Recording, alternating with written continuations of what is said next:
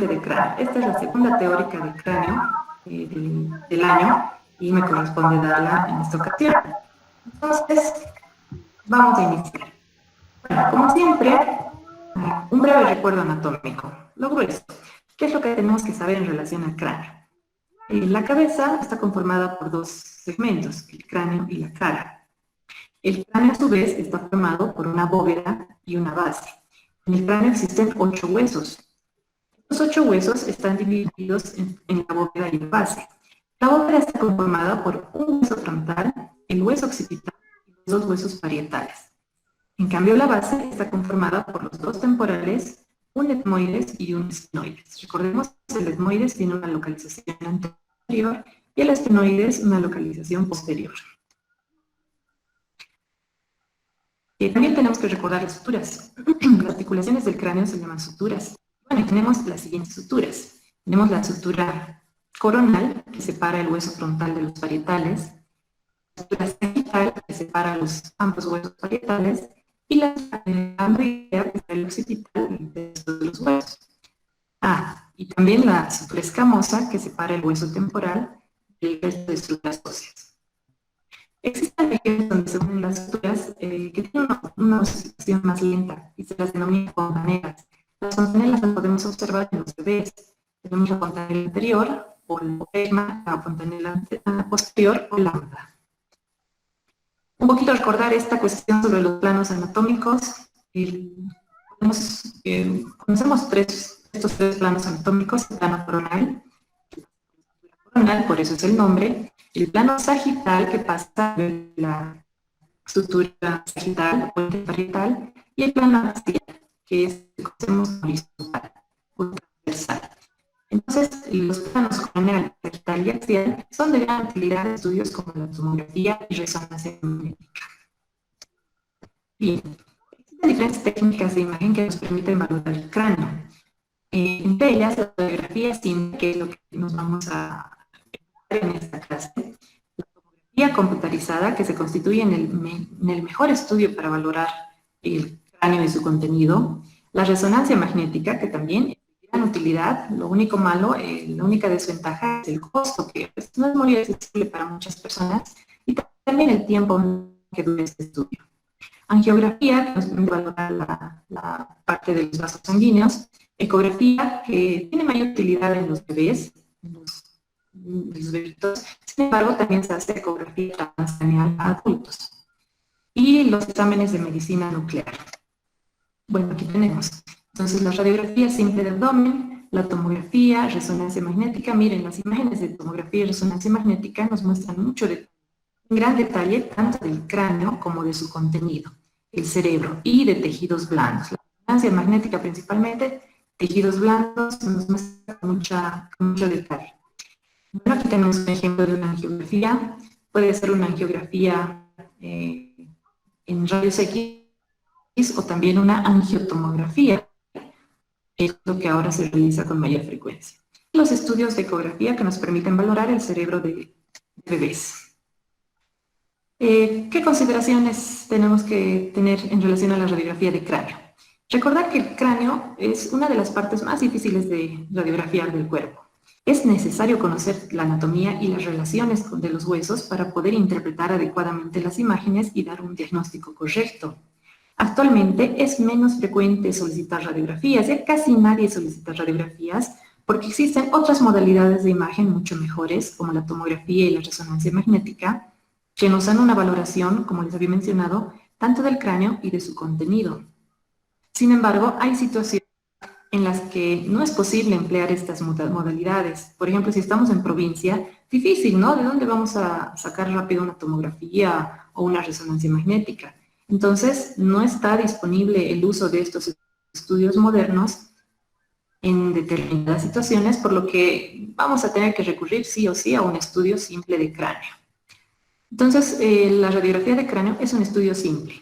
¿Por qué simple? Porque no utiliza medio de contraste, eso quiere decir simple. No requiere preparación. El paciente no tiene que venir, no tiene que acudir con ningún tipo de preparación para este estudio. Y nos permite demostrar fracturas, la alteración en la forma, alteración en el contorno del cráneo. Podemos detectar calcificaciones lesiones, ya sean patológicas o no patológicas. Podemos detectar otro tipo de lesiones, lesiones osteolíticas, que son las destructoras del hueso, o lesiones osteoblásticas, aquellas que forman hueso. Podemos encontrar también alteraciones en la silla turca. La proyección lateral es ideal para valorar la silla turca. Y también las opacidades en los senos paranasales o a nivel de mastoides, que son cavidades que existen en el cráneo que normalmente tienen que tener aire. Su contenido tiene que ser aire, pero el momento que se opacifica, se llenan de un líquido o de una masa, se opacifican y eso nos indica que hay patología. La tomografía es el procedimiento realizado más común, es el de mayor utilidad. Si ustedes quieren valorar alguna patología en su paciente, si tienen la disponibilidad de solicitar una tomografía, váyanse directamente a la tomografía, porque ya les digo, la radiografía de cráneo no nos aporta tantos datos como lo haría una tomografía o una resonancia magnética. Entonces, la ventaja es que nos proporciona imágenes del cerebro, del encéfalo, en los diferentes planos, en los planos axial, sagital y coronal. Es una herramienta vital en la evaluación completa del paciente. Por ejemplo, en los traumatismos craneoencefálicos tiene que ser sí o sí una tomografía. Puede diferenciar entre coágulos, entre la sustancia blanca, sustancia gris, podemos ver el líquido cefalorraquídeo, valorar si existe edema cerebral, tumores. Y bueno, la tomografía, como sabemos, podemos solicitarla sin contraste, la tomografía con contraste, o solicitar una tomografía con y sin contraste. ¿En qué caso solicitamos sin contraste? Aquí está. Lo más frecuente en traumatismo craneoencefálico, si estamos buscando hemorragias, tenemos que solicitar una tomografía sin contraste. Con contraste vamos a solicitar cuando sospechemos tumores, malformaciones arteriovenosas, sospecha de hidrocefalia también, o control postquirúrgico de tumores. Es necesario que la tomografía se realice con contraste. Y en los casos en los que tenemos que solicitar con y sin contraste, principalmente es en procesos inflamatorios y enfermedades degenerativas, como dice aquí, una esclerosis múltiple. La resonancia magnética, ni qué decir, nos proporciona una imagen muy detallada, mucho más detallada que la tomografía. También nos brinda cortes axiales, sagitales. Y bueno, la ventaja es que la sensibilidad que tiene es mucho mayor para detectar la diferencia entre tejidos normales y anormales. La ventaja es que el paciente no está expuesto a una radiación. Este estudio lo podemos realizar a mujeres embarazadas, a niños, en los que es preferible no irradiarlos. La ecografía, como les había adelantado hace un momento, nos permite valorar anomalías congénitas, principalmente en niñitos los realizamos, en recién nacidos. Los prematuros, sobre todo, les solicitan una ecografía transcraneal, transfontanelares en niños. Para valorar anomalías congénitas, buscar infecciones, hemorragia intracraneal, que es frecuente en prematuros, colecciones líquidas, isquemia o hidrocefalia. Bueno, y entrando al tema de radiología, simple. Vamos a valorar las proyecciones, voy a mencionar las proyecciones radiológicas de cráneo, habituales. Tenemos 4 proyecciones habituales de cráneo. La proyección postero-anterior de Cadwell, la proyección lateral, la proyección anteroposterior de Towne y la proyección de base del cráneo o de Hirtz. Estas son las 4 proyecciones habituales que nos permiten valorar el cráneo. En cualquier proyección, lo ideal es que valoremos estas estructuras. Siempre la recomendación ir de afuera hacia adentro. Entonces comenzamos con tejidos blandos. Luego valoramos el tamaño, la forma del cráneo, la relación cráneo-cara que nos permite valorar el tamaño. La relación cráneo-cara en un adulto es 2:1, como normal. Y bueno, en los bebés puede cambiar eso, en niños 3:1 se acepta, en prematuros incluso 5:1, una cabeza grande con una cara pequeñita. Una vez que hemos valorado estos aspectos, ya podemos ver el hueso en sí, y el primero que valoramos en las estructuras óseas es la densidad, la mineralización ósea. Debemos valorar la alineación de las estructuras. Podemos observar las tablas interna, externa, diploe. Vamos a ver calcificaciones y tenemos que reconocer si las calcificaciones son fisiológicas o son patológicas. En relación a la arquitectura ósea, todas las estructuras que podamos reconocer. Suturas, que en un adulto no son muy visibles, pero ya vamos a ir viendo en estas imágenes. La silla turca, esto en la proyección lateral necesariamente. Impresiones vasculares, que no podemos confundir con fracturas. Huellas digitiformes, variantes, órbitas, bueno, y los huesos de la cara. Cualquier hueso que se vea en la radiografía, ya sea de la columna o de la cara, también tenemos que valorarlo. Tal vez hay algo patológico a ese nivel. Entonces comenzamos con la proyección lateral. Esta es la primera proyección, es una de las más frecuentes que se solicitan con mayor frecuencia. En este caso, el plano sagital debe estar paralelo al chasis o a la mesa. Y aquí tenemos una radiografía lateral de cráneo. Entonces, en la radiografía lateral de cráneo podemos dividir el cráneo en los dos segmentos que tiene, en las dos partes, la bóveda y el cráneo para su valoración. ¿Cómo hacemos eso? Trazamos una línea imaginaria que parta desde el ángulo frontal hasta la protuberancia occipital interna. Todo lo que está hacia arriba de esa línea es la bóveda y lo que está por es la base del cráneo. Entonces, en la bóveda, ¿qué vamos a ver? Bueno, de fuera hacia adentro dijimos tejidos blandos. Entramos al hueso, valoramos la densidad ósea. En la bóveda podemos observar las tablas, tabla interna, tabla externa, diploe. Tenemos que ver las impresiones vasculares, que están dadas por las arterias meningias. Impresiones vasculares, cuidado con confundir con fracturas. Tenemos las huellas digitiformes, generalmente a nivel de frontal y del occipital, que están dadas por las impresiones de las circunvoluciones en el cerebro. Luego, ¿qué vamos a ver? Ya vamos a la base. En la base, una de las principales estructuras, la silla turca. Vemos su clinoides anterior, clinoides posterior, el dorso de la silla.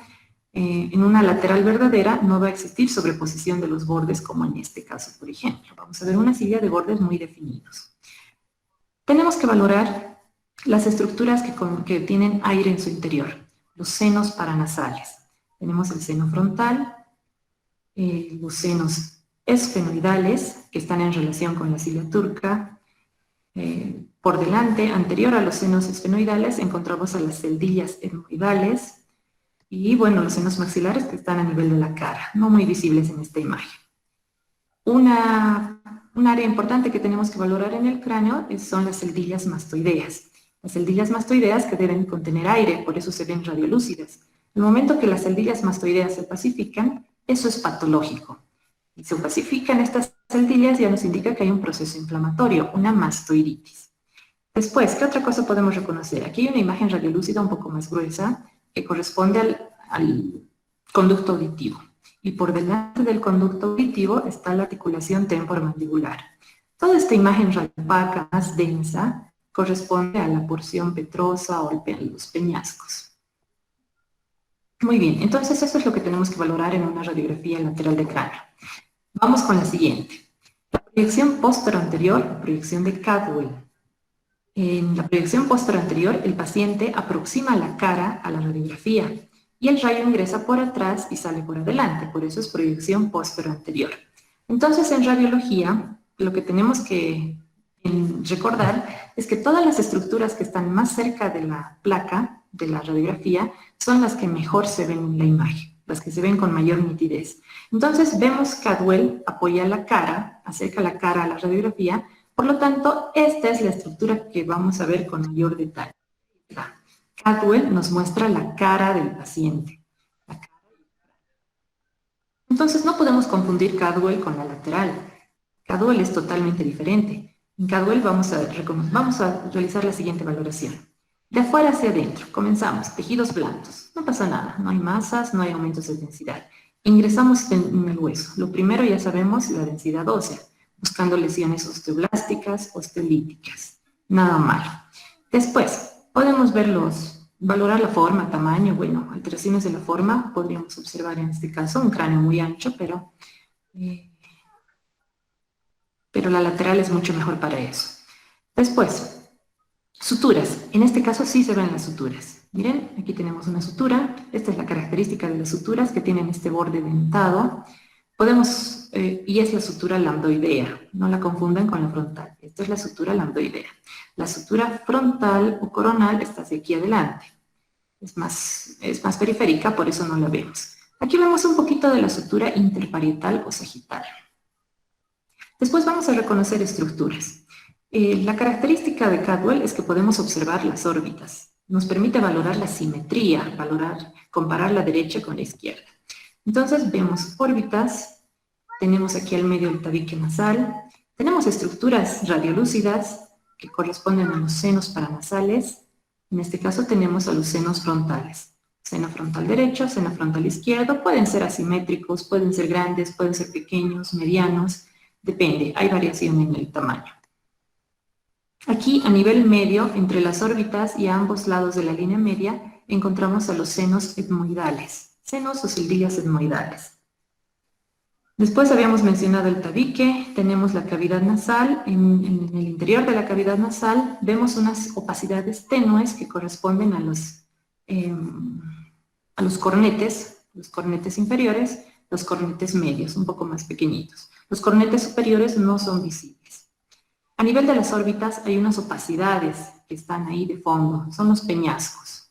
Ahí podemos observar los peñascos y en la parte medial de los peñascos, aquí esta pequeña área radiolúcida corresponde al conducto auditivo interno. Aquí tenemos el otro conducto auditivo interno. Podemos observar las alas menores del esfenoides, alas mayores, las líneas innominadas, ahí están las famosas líneas innominadas. Y bueno, ya un poquito más abajo vemos el maxilar con los dientes, la mandíbula, igual sus piezas dentales. Y en este caso estas imágenes radiopacas que corresponden a las amalgamas, tienen densidad metal. A los lados, aunque en este caso no es tan visible, a ambos lados observamos las celdillas mastoideas. Las celdillas mastoideas las tienen que ver en todas las proyecciones. En la lateral eran muy visibles, aquí no tanto, pero miren, hay unas áreas radiolúcidas a ambos lados, corresponden a las celdillas mastoideas.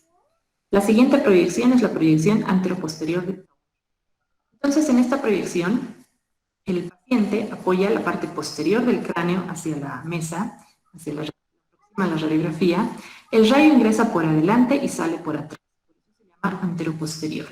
Entonces, como es la región posterior del cráneo la que está apoyada en la radiografía, está más cerca de la radiografía, se supone que el hueso occipital es el que mejor se tiene que ver en la imagen. Ya lo vamos a ver. Como dato, indicar que el rayo se angula en Towne, se angula unos 30-35 grados caudales. Y aquí tenemos la proyección de Towne. Lo que les decía, ¿qué hueso es el que mejor vemos? El que está más cerca de la radiografía. En este caso, el hueso occipital. Están sus crestas, el hueso occipital, el agujero magno también es muy visible. Hay gran sobreposición de estructuras, por lo tanto es un poquito más difícil reconocer aquí, determinar estructuras óseas.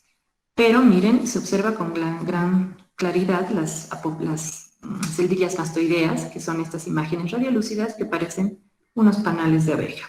También podemos observar los peñascos y bueno, también podemos comparar la simetría en este caso, comparamos la derecha con la izquierda. En este caso tenemos las ramas de la mandíbula. La última proyección habitual de cráneo es la proyección de Hirtz. Para esta proyección, el paciente tiene que adoptar esta posición tan incómoda porque el rayo tiene que ingresar entre ambos ángulos mandibulares. Esta es una proyección axial y nos observa principalmente la base del cráneo. Y ahí está la imagen. Podemos confundirla con ¿cuál? Tal vez puedan confundirla con Towne. Pero miren, la diferencia de Hirtz es que les muestra los dientes. Los dientes que están a nivel anterior nos ayudan a reconocer esta proyección que es la de base de cráneo o de Hirtz. También podemos ver el agujero magno. Estas imágenes corresponden a la mandíbula. Es una proyección ideal para valorar el arco cigomático. Si sospechan de fractura de arco cigomático, en esta proyección pueden valorar si existe o no el trazo fracturario. Luego hay unas áreas radiolúcidas, el componente aéreo. ¿Qué es lo que vemos aquí? A nivel anterior, todo esto corresponde a las celdillas etmoidales. Hacia atrás, un poco más posterior, encontramos las celdillas esfenoidales. Y bueno, la vía aérea está más allá. Miren, otras áreas radiolúcidas nuevamente a los lados. Estas son las celdillas mastoideas. Como ven, todas las proyecciones nos permiten valorar celdillas mastoideas. y las áreas más radiopacas, que son los peñascos. Cuando valoramos cráneo, tenemos que determinar, buscar calcificaciones, y es importante determinar si las calcificaciones que vemos son patológicas o son fisiológicas. Hay calcificaciones normales, las fisiológicas. Entre ellas, aquí tenemos nuestra lista, 8 calcificaciones no patológicas. La glándula pineal, las avénulas, plexos coroideos, la dura madre también se calcifica, ganglios basales, ligamentos petroclinoideos, glándula hipófisis y cristalino. Aquí vamos a mostrar las más frecuentes. Por ejemplo, en esta proyección de Cadwell, ¿qué se observa? Se observa una imagen radiopaca de densidad calcio, es una calcificación. Esta corresponde a la calcificación de la hoz del cerebro o de la dura madre.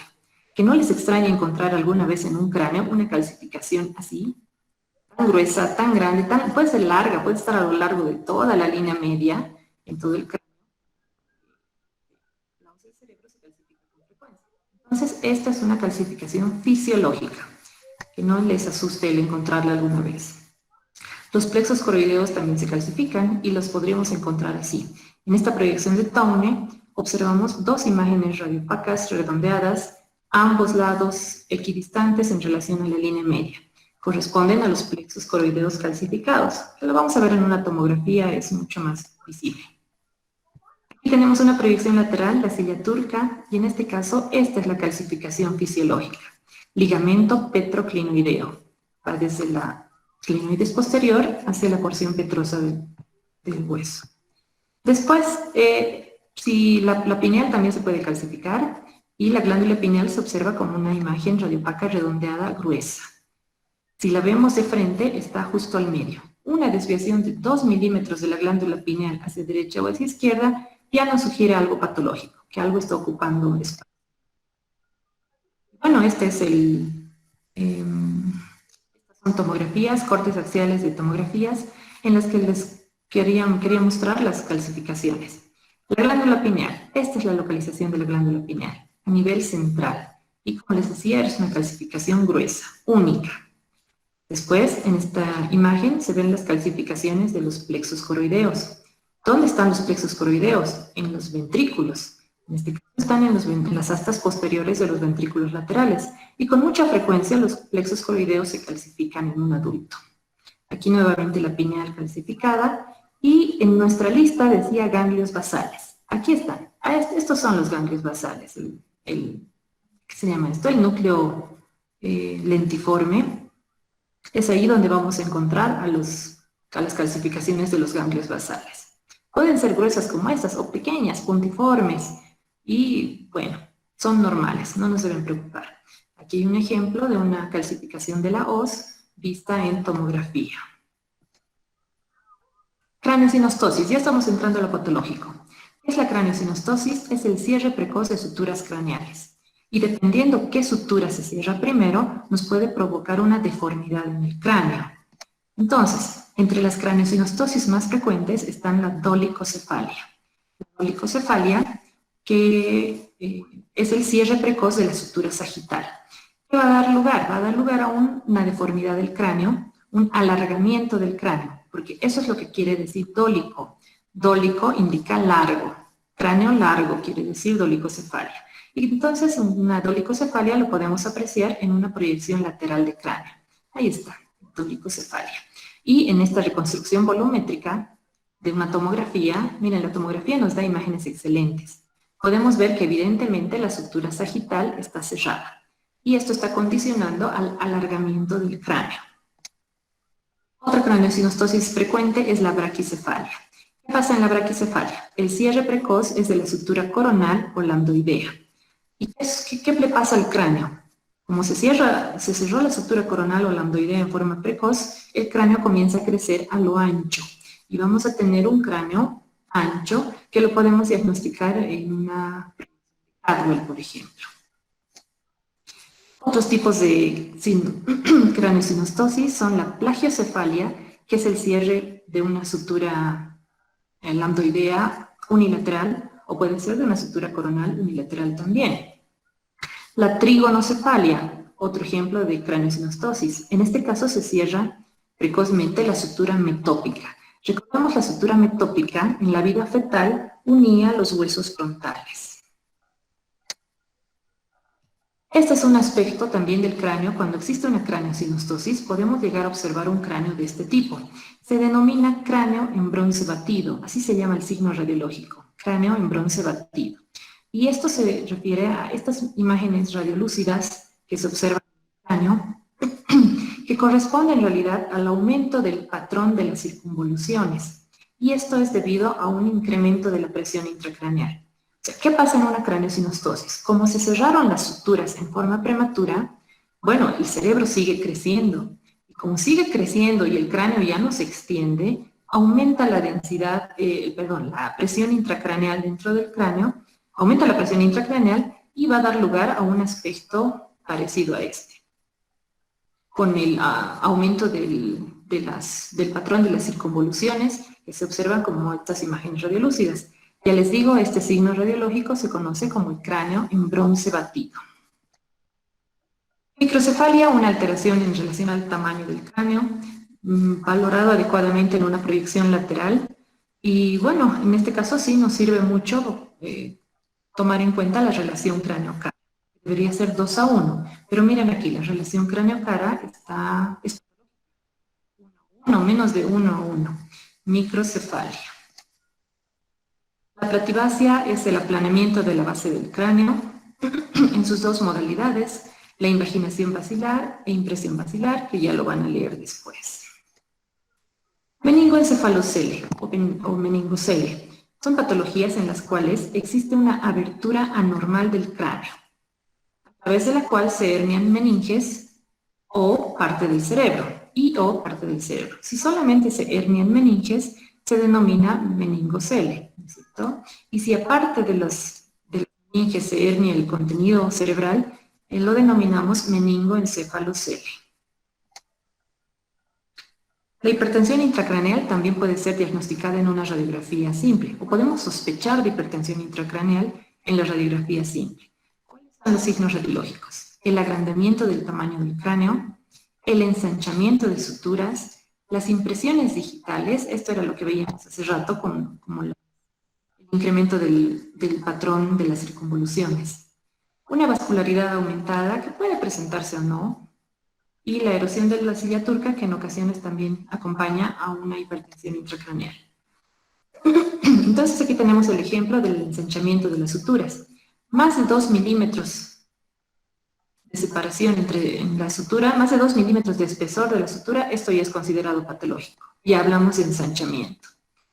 Y bueno, esta es la imagen del cráneo que habíamos visto hace un momento, el cráneo en bronce batido o cobre batido también se llama. Y está dado, ¿por qué? Por las circunvoluciones que crean estas imágenes radiolúcidas debido al incremento de la presión intracraneal. Ahí están las suturas ensanchadas, más claritas, una separación mayor de 2 milímetros y ya nos sugiere que hay un ensanchamiento de suturas.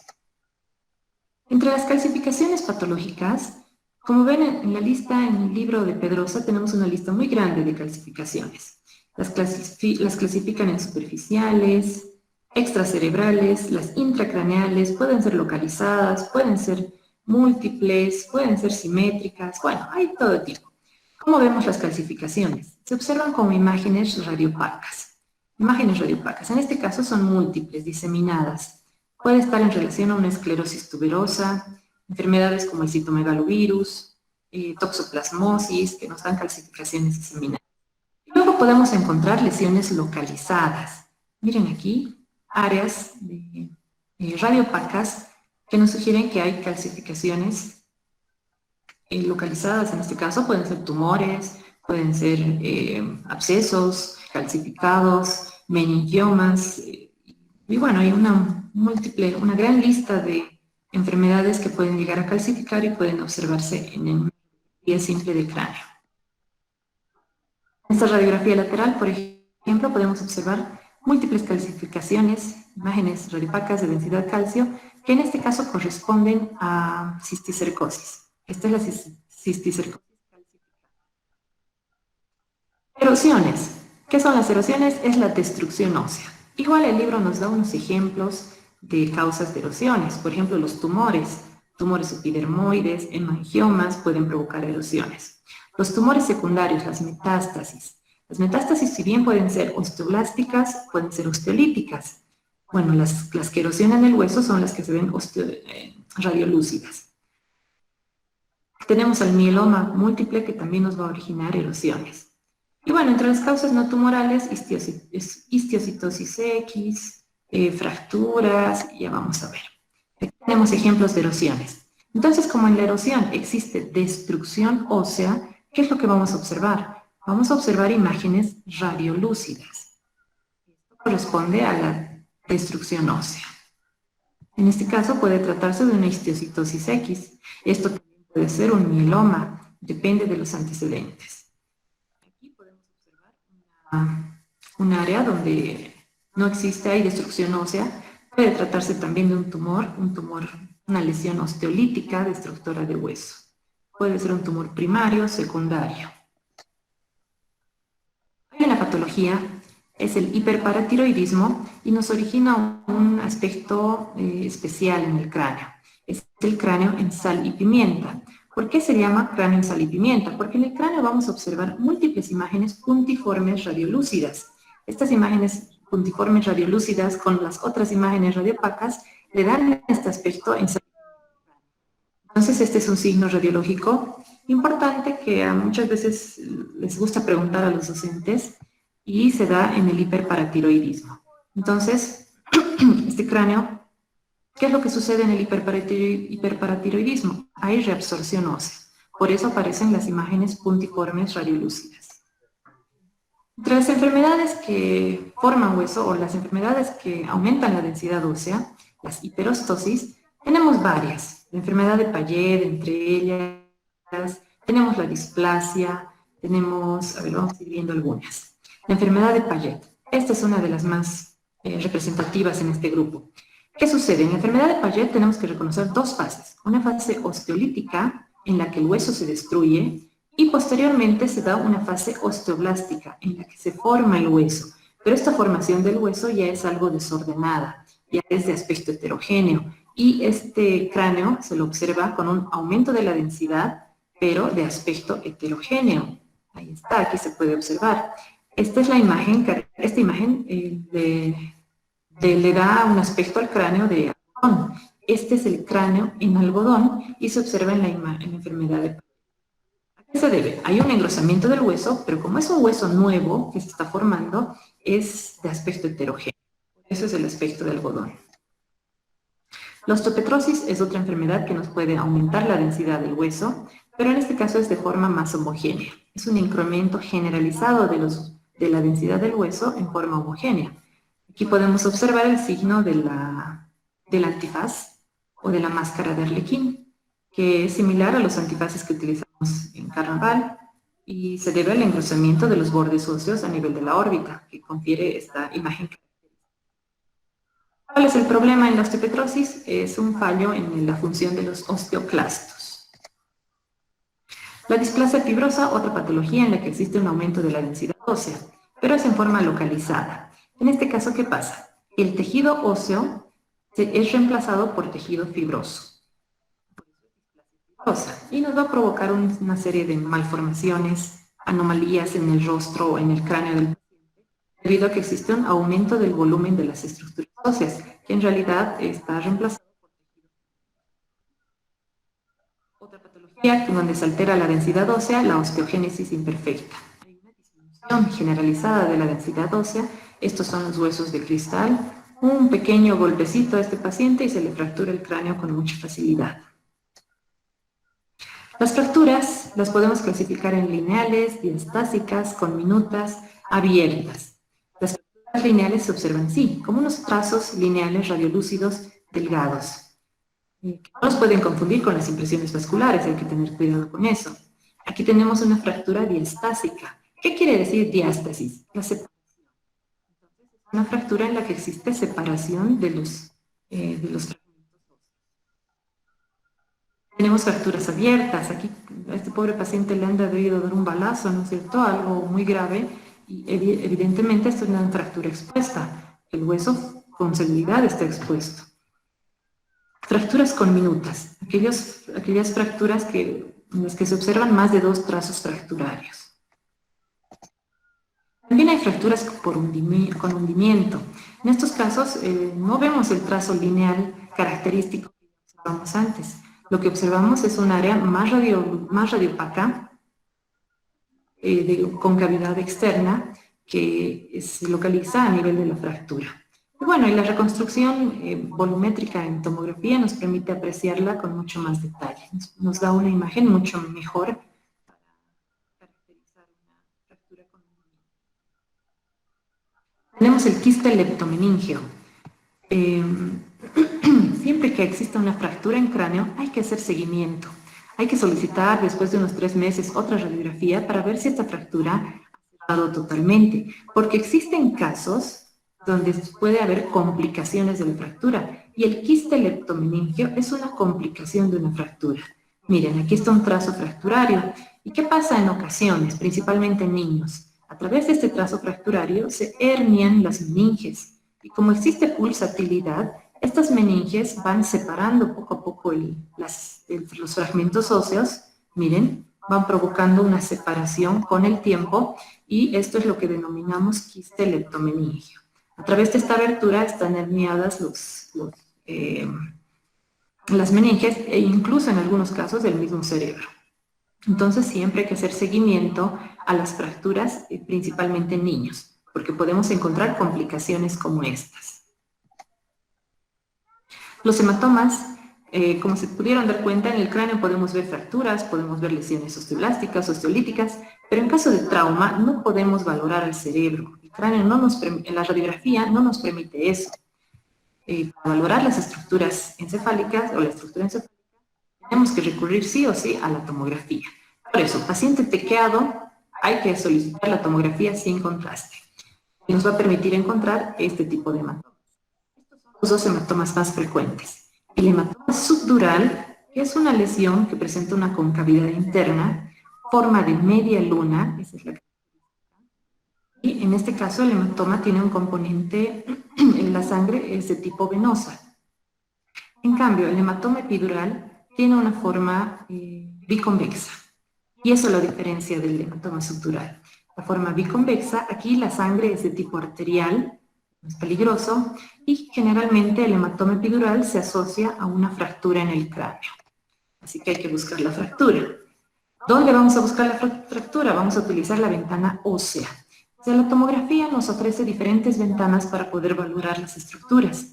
Tenemos una ventana de parénquima cerebral, como en este caso, que nos permite ver que aquí también hay un hematoma intracerebral, aquí hay un hematoma subgaleal, un hematoma que está afuera, un chinchón, pero miren, el hueso parecería normal, pero no, el hueso lo tenemos que valorar en la ventana ósea. Aquí está la ventana ósea y nos permite apreciar que evidentemente hay una fractura de ese nivel. Entonces la tomografía es ideal para la valoración tanto del cráneo como de las estructuras intracraneales. El ultimito, senos paranasales. Las proyecciones para ver senos paranasales, el libro nos indica 4, la proyección de Batters, Cadwell, lateral, Hertz. Ya les conocemos casi todas, excepto la de Batters, vamos a ver. También se denomina mentonasoplaca. La de Cadwell es la frontonasoplaca. Habitualmente las que más se solicitan para ver senos paranasales son las proyecciones de Batters, Cadwell y la lateral. La Hertz ya pasó de moda, ya nadie la senos paranasales. Entonces, cuando ustedes quieran ver senos paranasales, solicitan radiografía de senos paranasales. Y del servicio de radiología les vamos a enviar estas 2 proyecciones, la proyección de Batters y la proyección de Cadwell. Esta es la única que no conocemos, ahora no la vimos, la proyección de Batters. ¿Cómo la diferenciamos? ¿A cuál se parece? Se parece a la de Cadwell. Entonces, ¿cómo la vamos a diferenciar? La proyección de Batters nos muestra la pirámide nasal y la boca abierta. Podemos observar que, bueno, ya lo vamos a comparar después. Se llama mentonasoplaca porque apoya el mentón y la nariz hacia la radiografía. Nos permite valorar principalmente los senos maxilares y el seno esfenoidal a través de la boca. La otra proyección que les van a enviar cuando soliciten senos paranasales es la de Cadwell. La de Cadwell también la denominamos la frontonasoplaca porque apoya la frente y la nariz. Y los senos paranasales que vamos a valorar en esta proyección son los frontales y los etmoidales, que son los que están más cerca de la radiografía y por eso los vemos más nítidos. Entonces aquí tenemos las dos proyecciones, Cadwell y Batters. A veces las confunden, no pueden reconocerlas con facilidad, pero no es tan difícil. Ustedes tienen que buscar la pirámide nasal, nada más. Pirámide nasal, boca abierta, esto es Batters. En cambio, Cadwell no nos muestra la pirámide nasal. Otra diferencia, en las órbitas, en Cadwell vamos a ver sobrepuestos los peñascos.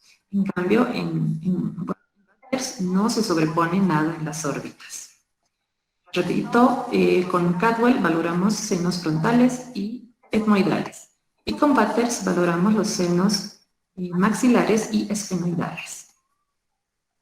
Bueno, aquí tenemos, ya habíamos visto estas proyecciones, la lateral que nos permite ver el seno frontal, el seno esfenoidal que está en relación a la silla turca, por delante del seno esfenoidal las celdillas etmoidales y bueno, a este nivel el seno maxilar. Con Hirtz podemos ver solamente dos senos paranasales, los senos etmoidales y los senos esfenoidales. Ya entrando a la patología inflamatoria. Sinusitis crónica se considera una de las patologías más frecuentes de senos paranasales. Y podemos observarla de estas dos formas, como un engrosamiento de la mucosa que reviste las paredes de los senos paranasales o como la opacificación total del seno. Entonces, si vemos un seno maxilar, en este caso totalmente opaco, bueno, lo primero que vamos a pensar es que se trata de una sinusitis crónica. Hay un engrosamiento importante de las paredes de la mucosa, por eso es que se opacificó totalmente el seno. Y en este caso el engrosamiento es evidente, es parcial, vemos un poco de aire todavía dentro del seno, pero igual, el engrosamiento mucoso solamente nos indica una sinusitis crónica. Y otro ejemplo, una sinusitis crónica maxilar derecha. Entonces ya saben, si observan la opacidad total de un seno maxilar o de un seno paranasal, eso es sinusitis crónica hasta demostrar. En este caso, la opacificación es del seno frontal y de los senos etmoidales del lado derecho. En el lado izquierdo, el seno frontal y los senos etmoidales están neumatizados adecuadamente.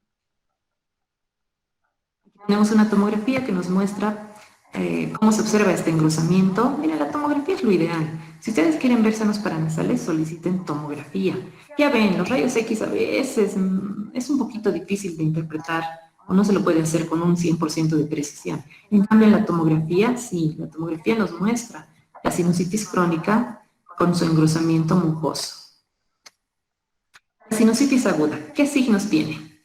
Dos importantes, el engrosamiento mucoso y el nivel hidroaéreo. Esos son los dos signos principales de una sinusitis aguda. Aquí está. Lo que tenemos que ver entonces es, lo que vemos en este caso es la opacificación parcial del seno maxilar con formación de un nivel hidroaéreo. El nivel hidroaéreo nos indica que este cuadro es agudo. En este otro paciente, ¿qué pasó? Hay opacificación parcial en ambos senos maxilares con niveles hidroaéreos en cada seno. Por lo tanto, los niveles hidroaéreos me indican que se trata de una sinusitis aguda. Este es un casito en el que observamos un nivel hidroaéreo en el seno maxilar derecho y el seno maxilar izquierdo está caracterizado por el engrosamiento de la mucosa. Entonces, en este paciente podemos observar una sinusitis aguda maxilar derecha y una sinusitis crónica maxilar izquierda. Los pólipos, los quistes, que también se van a observar como unas imágenes redondeadas, radiopacas en el interior de los senos. Puede ser que los quistes o pólipos llenen todo el seno maxilar, todo el seno paranasal, y lo vamos a observar un velamiento total, una opacificación completa. Bueno, es diagnóstico diferencial también, entonces, de una sinusitis crónica. La tomografía nos permite valorar adecuadamente estas formaciones, que pueden ser pólipos o quistes de retención. El mucocele, esta es otra lesión. Bueno, aquí dice formación quística benigna, crecimiento expansivo, inicio asintomático. ¿Qué es el mucocele? Es el acúmulo de moco en el interior del seno. ¿Qué es lo que sucedió? Cada seno paranasal tiene un conducto de salida por donde elimina su contenido, el moco. Pero si este orificio, este ostium, se cierra, si se obstruye, ya no puede vaciar su contenido el seno paranasal, por lo tanto comienza a acumularse el moco en el interior y poco a poquito se va expandiendo el seno y va adelgazando las paredes, hasta podría parecer una lesión maligna. Podemos encontrar tumores de senos paranasales también. La característica de los tumores es que son expansivos y van destruyendo estructuras óseas adyacentes, como en este caso. Han destruido todo, han alterado el hueso malar, no lo vemos, una gran alteración a nivel de las estructuras óseas. Y la tomografía nos permite definir, caracterizar mucho mejor la lesión. Recordarles que el osteoma es el tumor óseo más frecuente de senos paranasales. Aquí tenemos un osteoma en hueso frontal y este es uno de mayor tamaño. Y eso también, los osteomas se presentan con mayor frecuencia a nivel de los senos frontales. La concha bulosa, tal vez escuchen esto alguna vez. A nivel de cornetes, podemos valorar los cornetes. Estos son tomografías que nos permiten ver mucho mejor. Tenemos cornetes inferiores y aquí, a nivel de cornetes medios, podemos observar que hay aire. A esto se denomina concha bulosa. Es la neumatización de los cornetes, la presencia de aire en el interior de cornetes. Y lo ultimito, ya para terminar, proyecciones para huesos propios de la nariz. Cuando soliciten radiografía de huesos propios de la nariz, les vamos a enviar dos proyecciones. La proyección de Batters, que ya lo reconocemos, ¿no es cierto? Nos permite valorar la pirámide nasal y el tabique nasal en relación a la nariz. Y el perfilograma. El perfilograma, que es una vista lateral de ambos huesos propios de la nariz. Se denomina perfilograma. Entonces, proyecciones para valorar huesos propios de la nariz, proyección de Batters y el perfilograma. Y ahí está el perfilograma, en este caso nos permite apreciar una fractura a nivel de tercio distal de huesos propios de la nariz. Bueno, muchas gracias por su atención. Uy, justo terminamos en el horario límite. Gracias, no va a volver a pasar, voy a coordinar mucho mejor para una siguiente teórica. Que les vaya muy bien. Les voy a enviar ¿qué se llama? Las diapositivas con un poquito más ¿qué quiero decirles? Con algo más de información, las teóricas, para que pueda reemplazar esto que no pudimos grabar la teórica. Mil disculpas por eso, no va a volver a pasar y bueno, que tengan una buena tarde. Nos vemos. Gracias, doctora. Gracias, doctora. Hasta luego, doctora. Hasta luego, que les vaya muy bien. Gracias, doctora. Chao. Gracias, doctora. Hasta luego. Hasta luego, hasta luego. Gracias, doctora. Hasta luego.